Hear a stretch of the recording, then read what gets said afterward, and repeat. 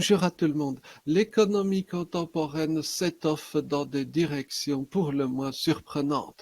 Après l'intégration de l'argent, de la drogue et de la prostitution dans le calcul du PIB de certains pays, voici une idée encore plus saugrenue qui nous vient du Japon.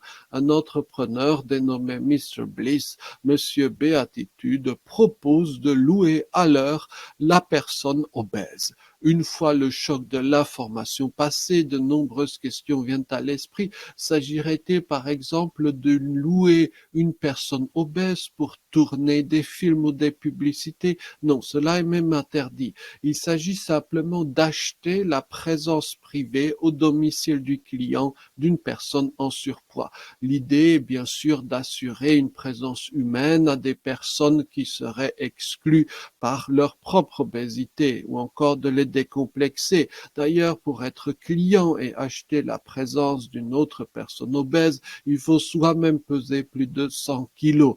Bien entendu, un premier réflexe pourrait être de tourner cette information en dérision, dire que les Japonais sont fous ou qu'il s'agit d'une énième facétie de l'âge numérique, mais il n'en est rien. L'offre est sérieuse et surtout, elle nous en révèle beaucoup sur nous-mêmes. Premièrement, sur combien la solitude est devenue la marque de fabrique de notre temps. Désormais, avoir des relations sociales, c'est un privilège de quelques-uns, des personnes au demeurant qui ne sont pas toujours les plus estimables sur le plan humain, loin de là.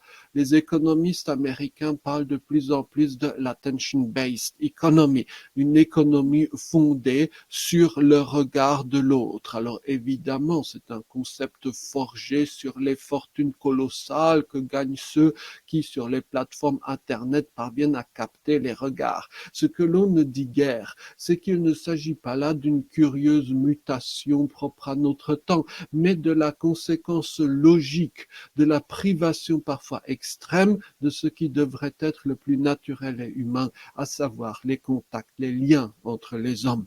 Deuxièmement, le fait de pouvoir louer la présence d'une personne obèse sert à conjurer par l'argent le regard de l'autre. Par exemple, se décomplexer eu égard au regard de l'autre quand on est ou qu'on se considère en surpoids. C'est même la première mission de l'entreprise. Mais sur le plan plus général et de façon massive, en Amérique notamment, des agences proposent aux riches entreprises ou aux particuliers d'acheter la présence de tel ou tel profil humain, couleur de peau, orientation sexuelle, moins souvent handicap, pour se faire passer pour inclusif, vertueux, créant un gigantesque marché où l'argent supplante l'humain.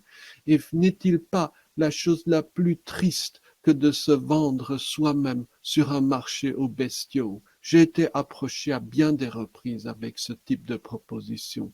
Ne devrions-nous pas au contraire apprendre à chérir l'autre en tant que tel, sans autre finalité, et surtout pas celle du culte de l'argent? Merci beaucoup. Bonne journée.